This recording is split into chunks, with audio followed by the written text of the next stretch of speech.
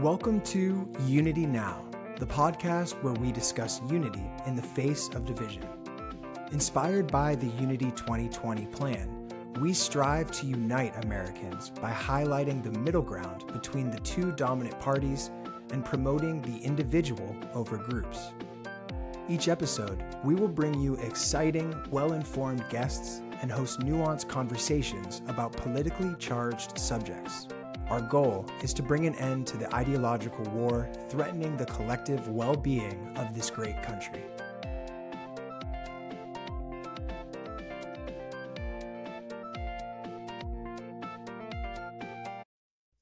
Welcome to UnityNow podcast. I'm your host, Kimberly Kolb Eakin, and today I have Jessica Carpenter from BridgeUSA with us. Hi, Jessica. Hi, how are you doing? I am wonderful. I'm dying to know what BridgeUSA is and what your role in it is. Yeah. So BridgeUSA, we were founded back in 2016 following the presidential election. Our first chapter was on the Berkeley campus, and it started after there was a riot with Milo Yiannopoulos on campus. He's kind of like a more far-right provocateur. And some of our students were walking around campus and had seen the protests taking place. And then the next couple days after that, they just noticed that they saw the need on campus for a space just to kind of talk to each other again and rebuild that kind of community that was left behind after that.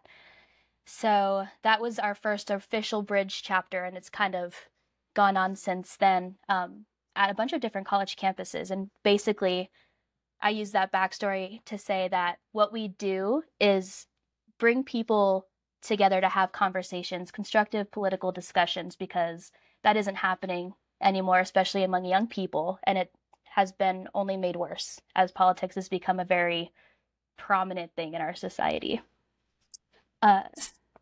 So what do you do for BridgeUSA?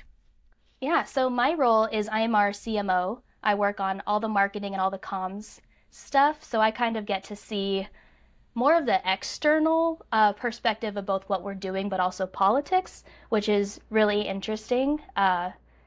Yeah, and I engage a lot on social media as well. So politics is everywhere, and I get to see all of it, the good and the bad. So were you on college campus in 2016? I don't know your age, but I was just wondering how you got to BridgeUSA. Yeah, I was still in high school in 2016. I graduated and went to ASU 2017, where I joined our Bridge ASU chapter. My intention there was I've always kind of been interested in politics, but not really to debate. It was more to learn from people, and that's what I found Bridge ASU is I had the opportunity to meet students who came from different walks of life, different cultures, different states, different experiences and political backgrounds. And so I really learned, I think my knowledge, what little bit I had about specific issues in politics really grew. And that's what's kept me there for the last, I think 5 or 6 years now. And now I'm RCMO. So it's been fun. Yeah. So what do you think BridgeUSA solves for, and for whom does it serve? Yeah. We're primarily here for young people, so anybody in Gen Z and younger. When I came into the political sphere, it was actually in 2016. I had just turned 18, and this was the first election that I was ever exposed to. And that's the same story for a lot of my coworkers and teammates. This is the first time that we actually were paying attention to politics, and this is what it was, and this is what it has stayed for the last, again, 5 or 6 years. And so a lot of young people are turned off from politics. There's a large, apathetic behavior, especially among young people, where they feel hopeless. They don't want to engage anymore. When they do hope for change, our leaders are so in a partisan gridlock that nothing happens. So it's just kind of like reaffirming that hopelessness, and maybe nothing will change. And how do we get better? How do we solve this problem? And that's where Bridge comes in, is we're working on college and now high school campuses for these students to have a place to engage with each other, to talk to people who they normally wouldn't open themselves up to talking to, people who they disagree with, people where they actually find the humanity, again, that we've kind of lost. And from there, hopefully rebuild our communities. And we just send them out with this mindset of it is possible, look at what we're doing, let's make this change on campus and then see where it goes beyond that. So what is BridgeUSA focusing on right now? And what's the biggest 1, 2, or 3 problems that you all are tackling? The biggest things we're focusing on now is apathy on campus, and also a lot of students, especially after COVID, are not as engaged on campus. The social skills aren't as developed anymore, and we were talking earlier, social media plays a really big part in how willing we are to engage and also how we engage, or even whether or not we engage. And so we're really focusing on students who are afraid to have these conversations or are automatically writing people off based on whatever their political ideology is. You're a Republican, I don't want to talk to you. You're a Democrat, I don't want to talk to you. We're really trying to address that on campus. The second part is, as midterms are coming up, we're trying to kind of get some traction, some energy around that as well. So in the fall, I'm not sure if I'm allowed to say this yet, but it's going to be coming out pretty soon anyway. We're working on kind of like a speaker tour to hopefully rally up a little bit of energy behind the midterm elections and show that this is what young people want. We want leaders who are willing to work together and who are constructive, who can put aside their differences for the betterment of the country and for the people. And so that's what we really want to get attention on as we enter the 2022 midterms. So you said the word apathy twice, and I was just reading a research report that just came out with the Heterodox Academy. Yes. And Pamela Presky actually wrote an article in Psychology Today about it. And they didn't cite apathy necessarily. I'm not trying to contradict you, Jessica, but they cited that they felt as if the teacher or the class or an individual in that class would do something negative to them in some way. And that was the conclusion of the report. It wasn't that they didn't care. It was that they were frightened or scared or felt hindered because of the different attitudes, behaviors that are occurring on college campus. And I was just wondering what your response to that is. Yeah, so we actually recently, in March, we went on this road trip across, I don't even remember how many states. It's all kind of a blur. I want to say it was 10 different states, 9 different chapters. And we were speaking to kids on campus. And at one point we started doing this like Man on the Street series where we would ask students what their thoughts are on the other side or on this specific issue.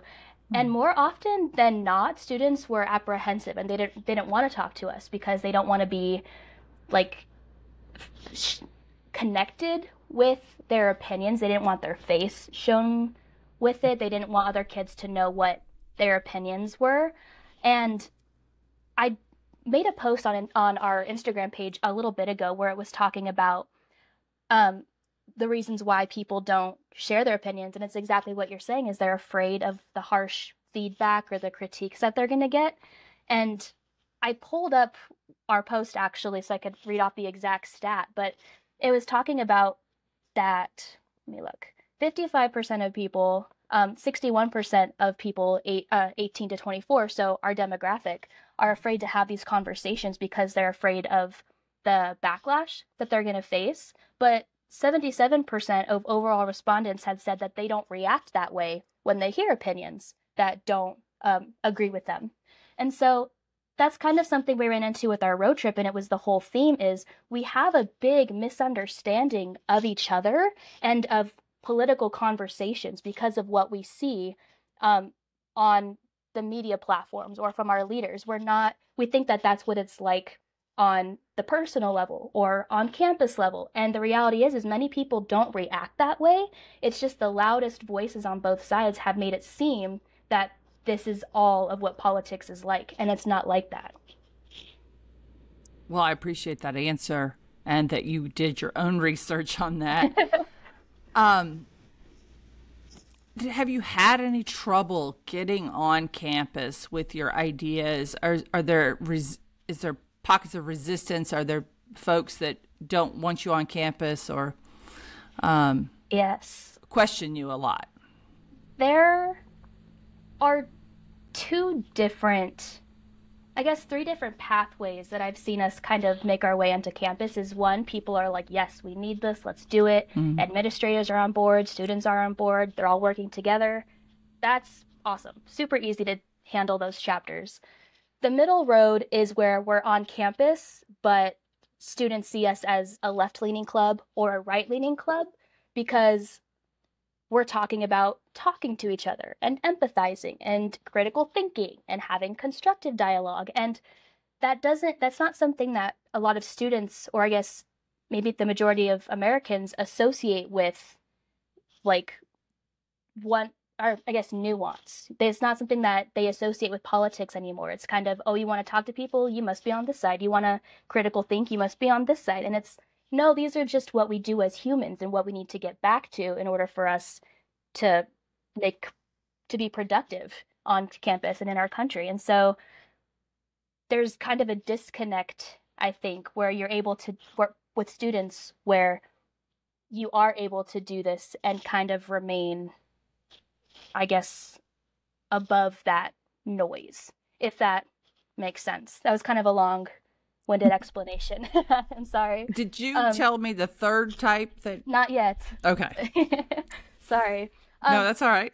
The third type, and this is something I actually ran into with one of my chapters, and we had a chapter over, actually on the East Coast, I think in Virginia or DC, that ran into the same problem, where the administration wouldn't work with them to become an actual chartered chapter on campus. In my case, there was a lot of paperwork stuff that had to be refilled out, but also after that was all done and squared away, the people who were helping to get the chapter chartered were, I think, a little bit skeptical of what we were trying to do, because people, when they hear free expression or freedom of speech and openly discussing with each other, they get a little bit scared because of past experiences on campuses where they are afraid of whatever that means. They sometimes think it's hate speech, and it's not. That's not our goal. But that is something that we kind of run into, is people don't understand really what we're trying to do, and it turns them off a little bit.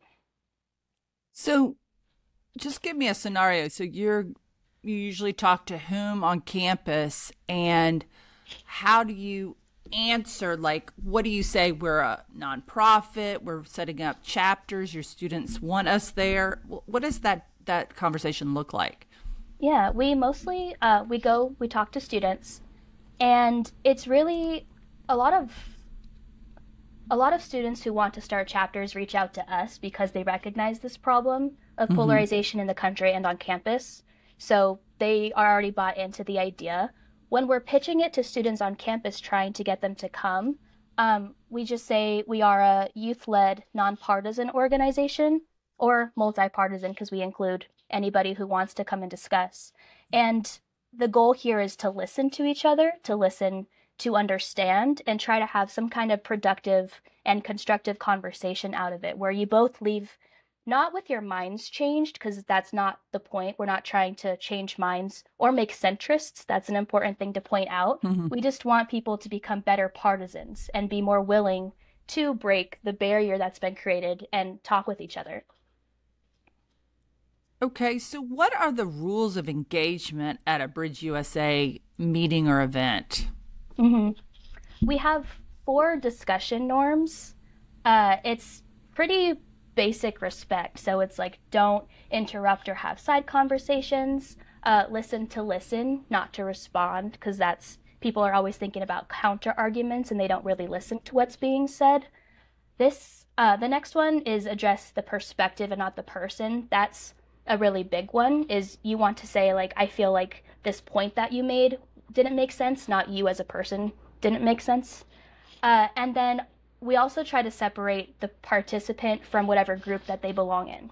So say I'm a woman from Arizona. When I speak, I represent myself only, not all of the women in Arizona. And it's a very important distinction to make, is this participant doesn't represent the entire group that they are a part of. So is there a student facilitator or a faculty? Who's overseeing this conversation and enforcing the norms? All of our students are trained moderators. They go through a training before they start the chapter, and then again kind of at times throughout the year. So we are the moderators in our own discussion. Mm-hmm. We don't really have teachers or faculty come in because we feel like it takes away from the fact that we are young people trying to bridge this divide and talk to each other. We have had events with teachers who come in and moderate tables, but the majority is us doing it ourselves. So it sounds like BridgeUSA is Gen Z helping Gen Z. Yeah. Yeah. Yes. We're going to just do this ourselves. We don't need people in positions of authority. We can do this organically. Yes, that's where it's starting, because we are not seeing this happen from people in positions of power. The ideal, though, is that our leaders do see this happening and do recognize the want in America amongst every generation right now who do want to see progress and just a better culture in our society when it comes to talking about politics and just talking in general. So if our leaders are also able to recognize what's happening here and this need from Americans, then that would be also awesome. Yeah, you can run for Congress at age 25. So a lot of these folks are right there. I mean, they might be a leader before they don't need a 40-year-old or a 50-year-old or a 60-year-old to give them that permission, because they can run themselves. I do like that about our country. Yeah. So what college or high school needs you all? And has there been like an extreme case where you guys went in and fixed a problem or failed to fix a problem, and lessons learned there? I would say every high school and college campus needs, or at least should be looking for something like Bridge, because again, politics is everywhere. Kids are exposed to it on social media, in the news, at home, with their friends, on TikTok. There's a huge like political or social movement thing on TikTok where kids are learning about what's happening in our country. And if we're not also teaching them how to take in that information, think about it, and then be willing to talk about it and maybe ask questions or have their views challenged, or just really questioning and thinking constructively about this, then we're going to see this problem continue. And so I would say every educational institution should have something like this, or at least should encourage this kind of engagement across differences between their students. To answer the other part of your question, we've had challenges on campus. There isn't one particular campus where I'm like, oh, that made a huge difference there. But, well, I guess that's not true. I'm going to go back to ASU, my alma mater. Is that Arizona State University? Arizona State, yep. Okay. Yep. When I first joined back in 2017, our club was maybe six or eight people. It wasn't that big of an org. By the time I graduated in 2021, we had over 30 people, sometimes 50, who regularly came to meetings. And we would have events that had up to 170 people attending. And so by the end of my time at ASU, our Democrat club, our Republican club, had worked together multiple times on different events. They had talked with each other. They had come to these discussions and were willing to. Our faculty on campus also was participating in these discussions. And I think the students really saw a need, or I guess a place where they were able to come and discuss. And it was something that they started to look forward to, is talking about politics in a way that was different from what we were seeing in the mainstream, like, media or politics. Some, I guess, like, mistakes that we've made on campus in the past is, again, we do sometimes get labeled as like either left-leaning or right-leaning, and that turns off some students from coming to these discussions. At times, some of our kids have tried to host discussions with speakers who were maybe a little bit questionable, and students weren't very receptive to that. Not that they should have been or should not have been. I don't know the exact cases there, but I know that some trial and error is kind of how we go forward with all of this. And so far it's turned out pretty well, but bridging is a work in progress, and we need everybody to also want to help and be willing to have these conversations. Well, I appreciate that. So in the press right now, and I mean, it's not the most top of mind, but it's probably one of the top 5 because our news cycle is so vicious and so fast. Yes. Yeah. So free expression, freedom of speech is huge. So when you said sometimes we have some resistance or we have some questions, or sometimes we look partisan, is it because you're pushing free speech or free expression, or is that something different? That's definitely a part of it. When we get labeled more right-leaning, it's because we're talking about not necessarily freedom of speech, because we don't allow things like hate speech in our conversations. And the majority of the time, students who come to discuss aren't there to argue or combat each other. So that's kind of a line that we draw. But yeah, the freedom of expression, the bringing together diverse groups of people and diverse ways of thinking and diversity of thought. The word diversity right now, I think a lot of people see as more like of a left word. And so that's kind of where the left branding kind of comes in. But the reality is we're just trying to get everybody from different walks of life who want to and are willing to engage to come. So if that's, As chief marketing officer, you must have to think about messaging all the time. Kimberly, let me tell you, I was telling one of my coworkers, Ross, I spent, I think, 12 hours last week on content creation, and it was because I get stuck on little words where I'm like, well, if I say this, what will people think? Or if I say this, what will people think? So right. Yeah, it's an interesting line to walk as our comms person and also as the marketing person, is figuring out how not to offend people and what word is like politically correct, but also being bold enough, I guess, to offend the people who are on the most extremes and not really conform to whatever they're talking about or whatever they do, whatever buzzwords are being used, I guess. Well, educate me a little bit. I am squarely in Gen X, and so if you look at my political compass, I'm center right. Okay. And so there's a lot of us in the center, actually. Over 60% of us are in the center. Not center right necessarily, but center left and center right. Somewhere, yeah. So you said something about we don't allow hate speech in our discussions. So I always am like, what does that mean? Because I mean, I have been subject to all sorts of verbal abuse. I was in the military for 20 years.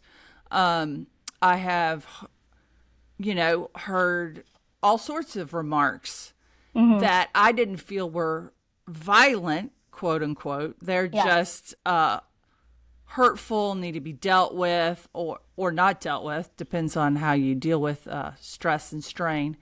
Yeah. But like, it must be something that you, like, what if somebody is in BridgeUSA and testing the boundaries And we've had that. Yeah. So where's your definition? Like, well, over half of us think that's hate speech today. So how do you resolve that? So I can give you two examples, again, from some of the discussions I've been in. Is one discussion, I don't remember, I think we were talking about probably something with equality or racism or something. And a guy in the discussion explicitly used the N-word, which that we do not allow. You're not allowed to say that. So that we were like, okay, you have to rephrase it or refrain from using that word. The other example, we had a discussion, actually right before COVID, it was my last discussion on campus about the southern border wall, because we are Arizona, and so immigration's a big topic here. Yeah. And one student, he kept using the term illegal alien, which that's not like, you could tell he wasn't doing it to be harmful. Yeah. So I think the best judgment there is whether or not the intent is to be like malicious and hurt people's feelings. It's just that's how he referred to them in his own mind. And that's the definition that he used was illegal immigrants are illegal aliens because the term alien means from a foreign country. And so that's his thinking process there. And that's something that some of us, had to kind of be willing to listen to and understand why, whether or not you liked that he used that term, you could discuss with him. But something like that, if that's how this person understands it, and that's how they kind of are able to bring themselves into this conversation, is by using the definitions and the terms that they understand, then we can allow that. But again, if it's malicious with the intent to stoke people and cause some kind of argument, automatically that's not providing the foundation for a constructive discussion. And so we have to watch out for those. Interesting. So obviously my generation heard those words and worse. And I think it rolled off most of us, but maybe I'm wrong. Maybe it didn't. Maybe that's just the way I absorbed it. But I can tell you that it just seems sensitive to those of us that are not swept up in that. Yes. And not that it's bad to be sensitive. It just seems like there's so many important ideas behind that. Or there's more interesting things to think about. Or, you know, what... You know, the curiosity of where are you from, that's okay. Because I could see myself going back to school and really messing up accidentally. Because there was things we said and did that were not what I'd say PC now. So, and then to be labeled hate speech and then have somebody repeat that on social media, like, let's say I'm asking a professor a question and I'm like, I just don't understand that. I don't get it. Curiosity, And then the professor is like, well, I don't know, you know, you're ancient, Mrs. Eakin, and that's not the way we do it here. And I push back because I'm 53 and I'm obnoxious. But I mean, but so I see where the college students would say, oh, this is limiting me because I just watched Mrs. Eakin get shut down and she might even get a bad grade in this class. And now half the class is got their phone out on her. I mean, I can imagine that this is a minefield for students and faculty alike. Exactly. And I brought up actually a couple things I want to touch on that you said is, first, my parents are from your generation. And so me growing up in my household, like I heard these kinds of terms and these jokes, and we watched comedy skits, which 13 years ago weren't considered super offensive, at least not on like social media and stuff, but looking back on it, we're probably like, oh, maybe that was. And so I definitely think it's a generational difference, especially with my group. We've grown up, again, with social media, we're the most diverse generation in the history of America. And so I think that these issues that have always maybe kind of been there, like history, are like issues of racism in some of our institutions, or income inequality between lower income and like lower class and then higher upper class. These things are things that I think were starting to be recognized with millennials because they went through their own like societal changes, the 2008 recession, all of these kinds of things where it changed their thinking. And so I think that's kind of continued with Gen Z is, again, we are super diverse. We have students of color in our class where it's kind of like, oh, where did this person come from? What are their experiences like? And so I think the focus has shifted more to filling in those holes that we might have missed before. I won't say it's always done in the right way, because there are a lot of, I would say, opinions and beliefs that are kind of put on to children and to kids, where we're not teaching them how to think for themselves. We're telling them this is the way to do something. And that's also something we're trying to address with Bridge, is you're allowed to question the status quo. All of the positive changes in history have been done because we've seen problems that need to be fixed. Yeah. And so if we're acknowledging this and seeing that there are people on both sides who want to fix these things and address them, maybe in different ways, but they want to do it, that's a good place to start. I think I went on a little bit of a tangent there talking about that, but to kind of go back a little bit to how you were saying if you went back to college right now, you'd be in trouble. I 100% agree with that, not because of anything that you would say or that you, like, I don't know, may or may not say, but because of the culture that we have around, again, social media. And I keep going back to that because, again, we were raised with that. We are the social media generation. And so we've seen people become famous off of hits, like just viral videos make people famous overnight. And right now, I'm a journalism major, so I think it's okay that I can kind of criticize my own field a little bit. Our media prioritizes emotional pieces and anything that creates a rise out of people. And so if you are in class and you say something to your professor that you're genuinely curious, you're walking yourself through this question, it might not all be PC, but you're walking yourself through this question, and then somebody takes that as an opportunity to turn it into a hit piece, they do that because that's what our media and our social media prioritizes. When in reality, what's better for us as a society or as a class, as two people in that moment, is to take what you're saying, think about how to answer it. Maybe a couple words need to be corrected, but that's what we don't do anymore, is really explain to each other. We don't sit down and have these conversations. We're just all for the gotcha moments. And that's on every level. We see it in leadership, we see it on the media, we see it in schools, and it's sad, I would say. That's a lot of students are afraid to engage because this is the culture that we've made with the help of social media, I would say. Well, I really appreciate your answer, Jessica. I learned a lot. Thank you. No, yeah, I hope I'm making sense right now. I know I kind of go off on little tangents, but I could talk about this forever, and especially like social media and all of this. So I appreciate you listening to me. Well, absolutely. So, and all of our listeners and viewers. Yes, and you guys too.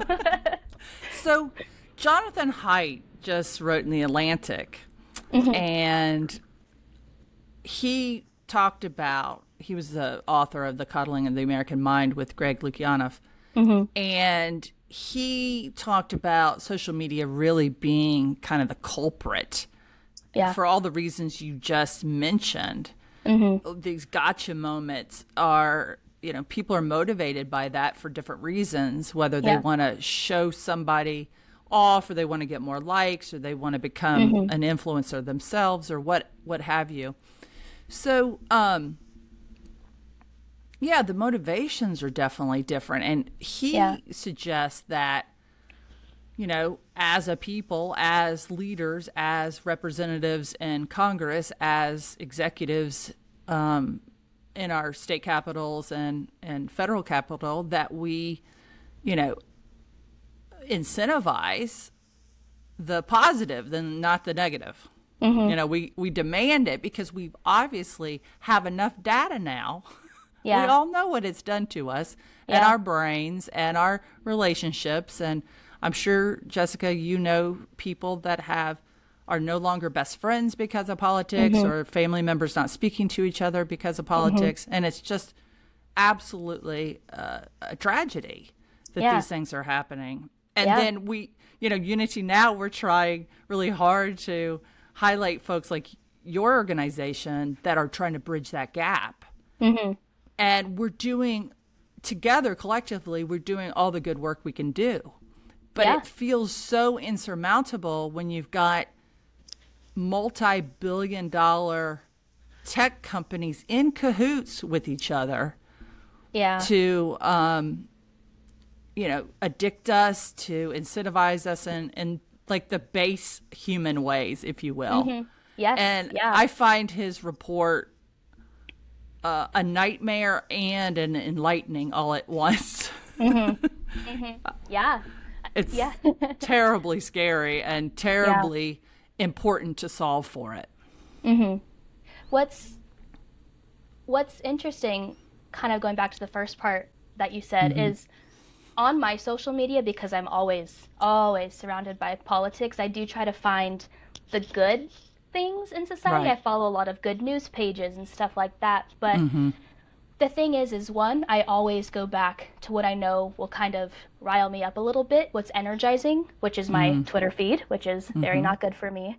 And the other thing you need to think about is we all do want to see positive news in our country, but you say local man donates money to food bank as opposed to group of vigilantes sets local schoolhouse on fire, or local like March for Our Lives house on fire. Like that automatically is going to be like, oh, I'd rather pay attention to this even though I know this story is better for me on the good side. And so we really do have to work on shifting the incentives for our institutions, the media, to be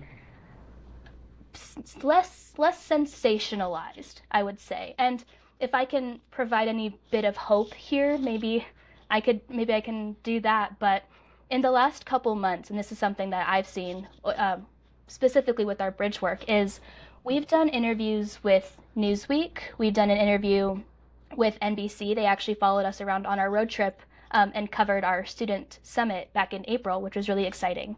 And I recently was speaking to somebody from Deseret News, which is a Utah-based kind of Western magazine and online media platform.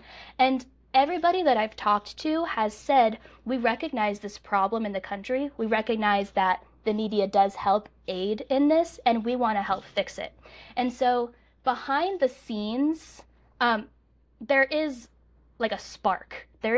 Something is catching on behind the scenes that we're seeing in the bridge building space that I think hopefully will make its way to the forefront in the next couple years, because the path that we're on right now, we all know it's not a good path to be on. I want to say, I think 72% of Americans, I might be wrong on this percentage, but the majority of Americans say that polarization is a threat to our democracy, and they're worried about it if it keeps happening. And so people are starting to catch on. We just need more people to start catching on. And so you guys with UnityNow, I mean, even the little things are adding to this big movement. And so we need every little bit of it, including you guys. Well, I appreciate that. We're working ourselves to death trying to do that. And our listeners are spreading the good word for us. And we always appreciate their engagement as well. Yeah. So who works with BridgeUSA? Who are your allies and your strategic alliances? So our strategic allies. We have, the bridge building space is very large and has over a couple hundred organizations in it. People who we work with are Braver Angels, which you had mentioned earlier. We work with organizations like Listen First, which is kind of a larger one, and it's kind of like an umbrella. The Listen First Coalition has a bunch of different organizations under them as well. Some people outside of the bridging space that we've worked with is Andrew Yang of the Forward Party. ASP, if you're familiar with them, it's a starting point, an organization run by Mark Casson and Chris Evans, where they go and talk to congressional members and get the facts straight from the source. They're interested in bridging work. We've worked with congressional leaders like Adam Kinzinger. We've worked with a lot of people, and everyone has their own kind of mission within the bridge building space that we're all working toward. Good. What is next for BridgeUSA? You mentioned a speaker tour. We're not supposed to talk about it, but we're going to, I guess. I dropped it. So is that adult speakers, or is that student speakers? So without saying a lot, the idea is to get some more prominent figureheads in our society, on the left, right, center, wherever, to come together and discuss the importance of bridging, the importance of why we just are willing to have this conversation. And yeah, hopefully showing that it is possible, again, to not be divided. It's possible to have conversations with the Republican, with the Democrat, and not hate each other. Because, and I'll say this forever, is the loudest voices, again, are the ones that are creating this narrative for the entirety of their party, when the reality is, how you said, the majority of us are within the center, left, center, right, somewhere else along the spectrum, not on the fringes. But until we show that happening and show it happening enough, people aren't going to believe that. And so that's kind of our goal, I guess, long term after this speaker tour as well, and into the next couple of years, is showing people this is possible, and Bridge is doing it, and so are all of these other organizations. And you can do it too. Without joining us, you could do it in your communities, you could do it in your homes, with your friends, in your classrooms, with your students. If you're a teacher encouraging these discussions, everybody has a role to play, and that's kind of what we're trying to show. Is that training you have online for those individuals who would like to do in their community or in their classroom? We don't have curriculum. I know Braver Angels does. They're kind of an organization that deals with millennials and Gen Xers a bit above us. To get involved with BridgeUSA, you can just reach out to any of us on our website. We currently are going to be running our student cohort in July, which introduces students, high school, college kids, to bridging and helps teach them how to run a chapter. And that's the biggest call to action right now. That's the biggest way to get involved, is to start a chapter. Otherwise, just follow us on social media and try to, I don't know, just really try to bridge your communities in your own little way. Be kind to each other. Be more constructive in your discussions, and have a little bit of humility when you're having these discussions as well. Yes, I would say I'm challenged with that every day. Me too. And I work on it. I work on it. So are these trainings remote or in real life, or a combination? Currently our cohort is all online, just because we have students from around the country. Yeah, so we come and visit, once a year we have our student summit, which was in April in DC, where we bring all of our kids together to meet up, but the majority of it is virtual. How many chapters do you have currently, Jessica? I don't think I asked. Yeah.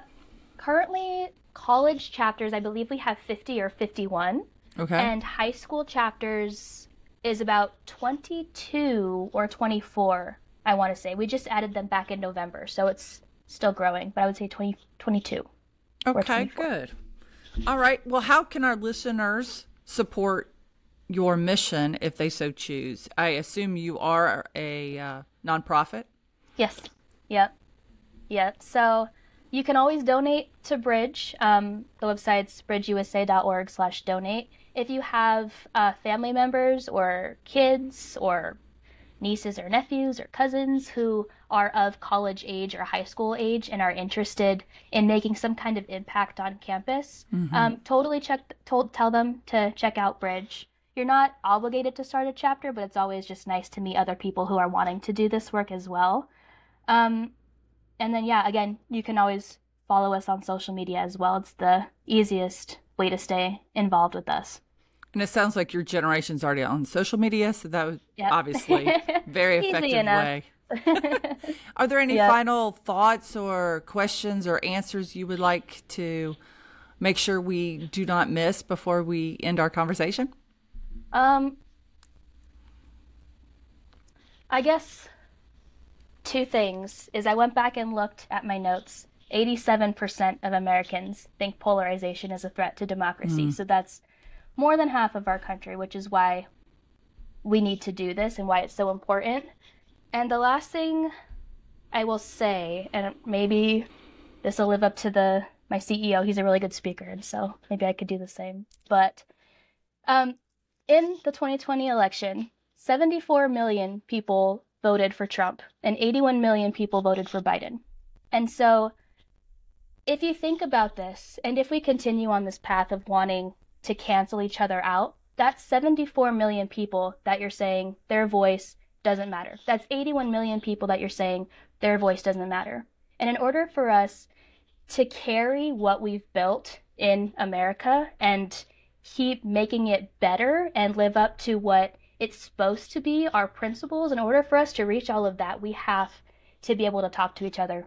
We can't throw out everybody that we don't like, everyone that we disagree with. We can't throw them out. We have to be willing to come together and find some kind of solution, be willing to continue our democracy forward.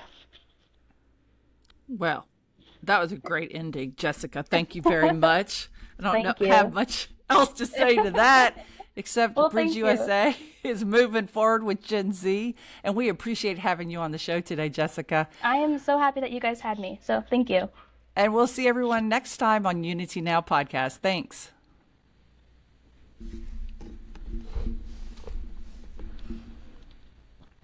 And there's Todd. All right. It's coming on. That was fun. That was fun. I really liked that conversation. I'm not usually I always send Manu to do these kinds of things because I'm more of like the background worker. So I'm glad that it was okay.